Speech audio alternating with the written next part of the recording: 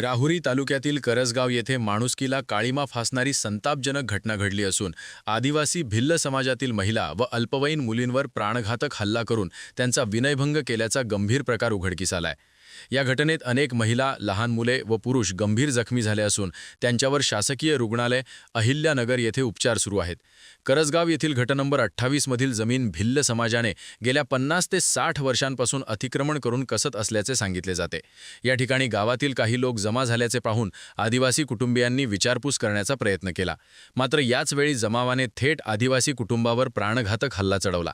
या हल्लेखोरांनी फावडे, कोयते, लोखंडी सळई व लाकडी दांड्यांच्या सहाय्याने महिला, लहान मुले, अल्पवयीन मुली व कुटुंबातील सदस्यांना जीवे मारण्याच्या उद्देशाने बेदम मारहाण केली।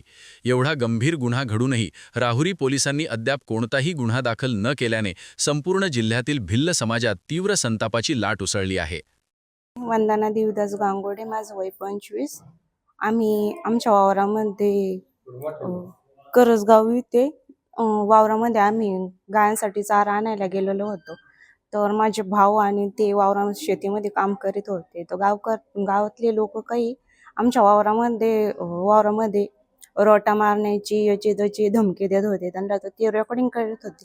तर माझा एक मोठा भाऊ होता, तर तो रेकॉर्डिंग करत होता। तर त्यांचा फोन एका ताईने घेऊन आणि नदीमध्ये फेकून दिला। तर मग सगळेजण त्यांच्या मागं घेऊन कोराडी, कोयते असे घेऊन त्यांच्या मागं पळत सुटले। तर आम्ही तिथं गेलो। तर मग माझ्या भावजाईन ते आम्ही सगळे तिथं आलो। तर ते त्यांना हानीत होते। तर आम्ही त्यांना म्हणलो, का आमच्या माणसांना हाणू राहिले?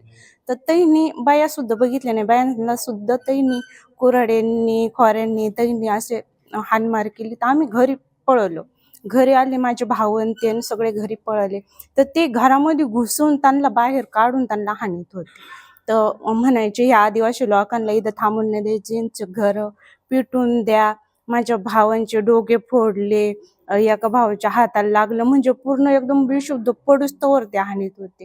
माझे एक भाऊजाई आहे, त्यांना तर फार बेशुद्ध पडतं। जोपर्यंत रक्ताच्या थारोळ्यामध्ये ते माणसं पळत नव्हते तोपर्यंत ते त्यांना सोडित नव्हते।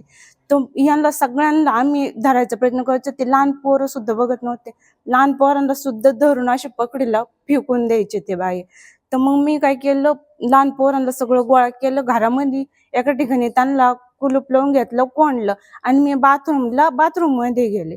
तर बाथरूम मध्ये गेले तर तिथं सोयब इस्मालभाई पठाण आणि अमोल बाळासाहेब गायके आणि अनिल बाळासाहेब लोंढे आणि गणेश कोबरणे आणि विशप सोयब पठाण हे सगळ्यांनी कुऱ्हाडींनी, कोयत्याने दरवाजा तोडून आणि मला इथं कोयत्याने हाणलं आणि त्यांनी माझे हातपाय धरले। तर घरामध्ये पुरी होत्या, तर त्यांच्या सुद्धा ते दरवाजा फोडायला गेले। मी तिथं दरवाजामध्ये उभं राहिले। तर त्यांनी मला चौकनी खाली पाडलं। माझ्या हातावर फोन होता, रेकॉर्डिंग चालू होती। तर माझ्या हातावर ते सोयब पठाण,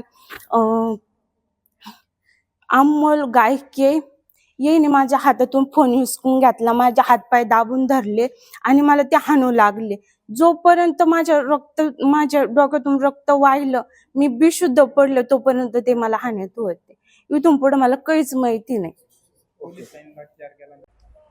करसगाव, राहुरी तालुक्यातील करसगाव या ठिकाणी काल आदिवासी भिल्ल समाजावर जो प्राणघातक हल्ला झाला, या हल्ल्याचा आदिवासी बचाव समितीच्या वतीने प्रथम मी निषेध करतो। अतिशय घृणास्पद असा हल्ला आहे। आदिवासी महिलांवर, अल्पवयीन मुलींवर आणि त्या मुलांवर, त्यांच्या मुलांवर तसेच पुरुषांवर अतिशय प्राणघातक हल्ला केला। आदिवासी जी जमीन कसत होते त्या जमिनीमध्ये एक जमाव, त्या गावातला जमाव आला। तो जमाव कशासाठी जमला हे बघण्यासाठी हे आदिवासी त्या ठिकाणी गेले। ते गेले असताना त्या जमावाने डायरेक्ट यांच्यावर हल्ला केला। हल्ला इतका भीषण होता, याच्यामध्ये ह्या महिला अतिशय जखमी झाल्या आहे। यांच्यावर कोयत्याने, फावड्याने, त्यानंतर आपल्या सुऱ्याने, तीक्ष्ण हत्याराने असे अतिशय घृणास्पद असे त्यांच्यावर वार केले। त्यानंतर आज या ठिकाणी आम्ही आदिवासी बचाव समितीच्या वतीने या ग्रामीण रुग्णालयामध्ये त्यांना ॲडमिट केलं आहे। पोलीस स्टेशन ज्या टायमाला ते गेले त्या टायमाला त्यांची पोलिसांनी कुठलीही फिर्याद घेतली नाही।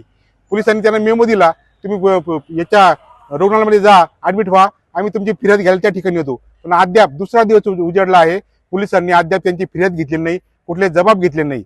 या ठिकाणी आम्ही सांगू इच्छितो की 24 तासाच्या आत पोलिसांनी सदर आरोपीविरुद्ध गुन्हा दाखल केला नाही, त्यांना अटक केली नाही, तर आदिवासी बचाव समितीच्या वतीने तीव्र आंदोलन अहिल्यानगर जिल्ह्यामध्ये उभे राहील, याची सर्वस्वी जबाबदारी राहुरी पोलिसांवर राहील. मी शिवाजी गांगुर्डे, आदिवासी बचाव समिती राज्य सदस्य.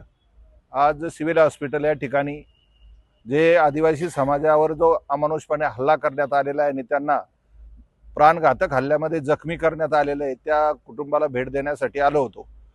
तरी शासनाने आतापर्यंत त्याबाबत कुठली कारवाई केलेली नाही. पोलीस प्रशासनाने तात्काळ कारवाई करावी, अन्यथा उद्या आंदोलन जे रस्त्यावरचं होईल, गाव बंद होईल, तालुका बंद होईल, त्याला सर्वस्वी पोलीस प्रशासन जबाबदार राहील, हे या माध्यमातून सांगू इच्छितो.